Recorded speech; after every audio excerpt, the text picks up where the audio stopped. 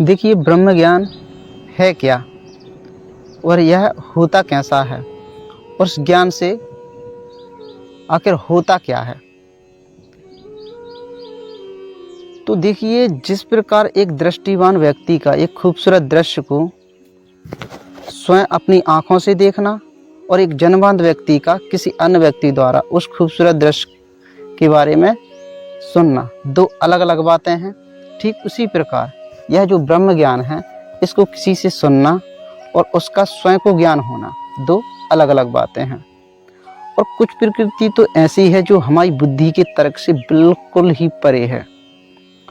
और जो हमारी गुण प्रकृति है यह भी बहुत विशाल है, जिसके कारण इसका जो ज्ञान है वह भी बहुत विशाल है, जिसके कारण इसके संपूर्ण ज्ञान को समझना और समझाना लगभग नामुमकिन है।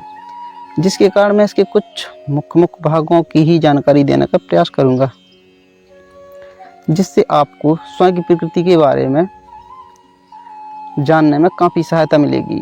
कि जो तुम्हारी वास्तव में वास्तविकता है वह आखिर है क्या। तो देखिए, जो इस संपूर्ण चराचर जगत के जो समस्त भूत हैं, उन समस्त भूत योनियों का जो मूल आधार है वह परम तत्व का अंश आत्मा ही है, क्योंकि उसी ने जड़ प्रकृति का आश्रय लेकर प्रकृति के समस्त भिन्न भिन्न रूपों को धारण किया हुआ है। और यह ठीक वैसे ही है जिस प्रकार पानी हवा के तेज प्रभाव में आकर लहरों का रूप ले लेता है, ठीक उसी प्रकार जो आत्मा है, जब वह जड़ प्रकृति के प्रभाव में आती है तो वह प्रकृति के भिन्न भिन्न भूतों का रूप धारण कर लेती है। लेकिन जो लहरें हवा के प्रभाव से उत्पन्न होती हैं, वह लहरें वास्तव में पानी ही होता है। ठीक उसी प्रकार जो प्रकृति के समस्त भूत हैं, जो जड़ और मूल प्रकृति के संयोग से उत्पन्न हुए हैं, वह वास्तव में आत्मा ही है, जो चेतन है, अनादि है, अव्यक्त है, निर्गुण है, निराकार है, जिसका निवास स्थान हृदय में है। लेकिन जिस प्रकार दीपक के नीचे छुपा अंधेरा हमें दिखाई नहीं देता, ठीक उसी प्रकार जो आत्मा है, जो हमारे सबसे नज़दीक हमारे हृदय में है, फिर भी हमें यह दिखाई नहीं देती, क्योंकि इस निराकार अव्यक्त प्रकृति को हमारी लौकिक दृष्टि और साधारण बुद्धि देखने और समझने में सक्षम है ही नहीं। और जो जड़ प्रकृति है, यही अष्टभुजा योग माया है, अर्थात अष्टधा मूल प्रकृति जो 8 प्रकार से विभक्त है, पंचतत्व, मन, बुद्धि और अहंकार। और यही हमारा प्रारब्ध है, और जो हमारा प्रारब्ध है यही हमारे द्वारा किए जाने वाले सभी कर्मों का आधार है। क्योंकि जैसा हमारा प्रारब्ध तो वैसी हमारी प्रकृति, और जैसी हमारी प्रकृति तो वैसी हमारी प्रवृत्ति, और जैसी हमारी प्रवृत्ति तो वैसे हमारे विचार, और जैसे हमारे विचार तो वैसे हमारे कर्म। तो यह ठीक वैसे ही है जिस प्रकार एक ही प्रकार के पानी में भिन्न भिन्न प्रकार के पदार्थ मिलाने पर उसका रंग और स्वाद भिन्न भिन्न हो जाता है।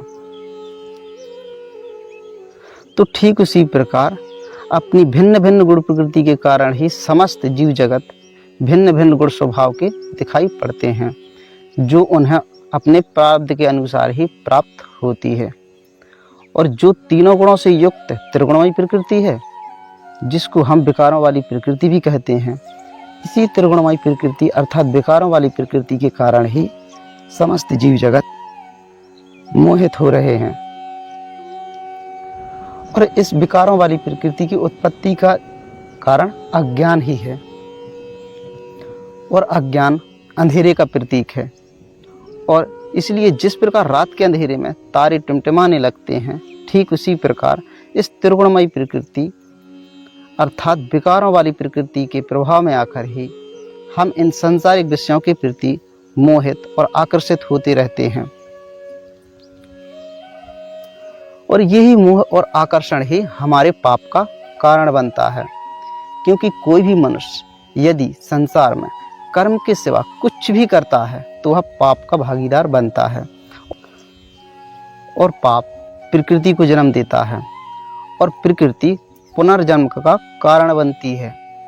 जो हमें जीवन मृत्यु के चक्र में बांधती है, और यही हमारे सांसारिक दुखों का कारण है। लेकिन जिस प्रकार सूर्य उदय होते ही सारे तारे स्वतः ही विलुप्त हो जाते हैं, ठीक उसी प्रकार हमारे अंदर ज्ञान का प्रकाश होते ही हमारे अंदर के विकार स्वतः ही विलुप्त हो जाते हैं या नष्ट हो जाते हैं, जो वास्तव में हमारे अज्ञान के कारण ही उत्पन्न हुए थे। और यही वो ज्ञान है जो चरम सीमा वाला ज्ञान है, और चरम सीमा का ज्ञान होने के कारण यह सभी प्रकार के ज्ञानों में श्रेष्ठ है, और सभी प्रकार के ज्ञानों में श्रेष्ठ होने के कारण यह सभी ज्ञानों का राजा भी है। लेकिन यह छुपा हुआ ज्ञान है, और इसके छिपे होने के कारण ही इसे गूढ़ ज्ञान भी कहा जाता है। लेकिन वास्तव में यही वो ज्ञान है जिसके ज्ञात होने पर ज्ञाता को प्रकृति के जो समस्त भूत योनियां हैं,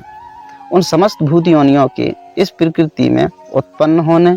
और उनके अस्तित्व में होने और उनके नष्ट होने के कारण को जान लेता है, तथा उनके विकार सहित उनकी गुण प्रकृति की जो अंतक्रिया की विचारधारा है उसको विदित करके उनके संपूर्ण गुण रहस्यों के भेदों को जान लेता है। और जब वह प्रकृति के समस्त भूतों की गुण प्रकृति के जो गुण रहस्य हैं उनके भेदों को जान लेता है, तो उसके बाद उसके अंदर कोई जिज्ञासा, कोई संशय शेष नहीं रह जाता है। और जिस व्यक्ति के अंदर कोई जिज्ञासा और कोई संशय शेष नहीं रहता, उसको परम तत्व की शाश्वत स्थिति का अनुभव होता है, जिसके कारण उसे आनंद की चरम सीमा का परम सुख प्राप्त होता है। और जिसे आनंद की चरम सीमा का परम सुख प्राप्त हो जाता है, उस व्यक्ति को कुछ और पाने की इच्छा नहीं होती। और जिस इंसान को कुछ और पाने की इच्छा ना हो तो उसे कोई पाप नहीं लगता, और जिसको कोई पाप नहीं लगता तो उसकी कोई गुण प्रकृति नहीं बनती, और जिसकी कोई गुण प्रकृति नहीं बनती उसकी आत्मा इस जड़ प्रकृति की खाई से मुक्त हो जाती है और परमात्मा में विलीन हो जाती है। और जिस प्रकार पानी की एक बूंद समुद्र मिलकर वह समुद्र बन जाती है,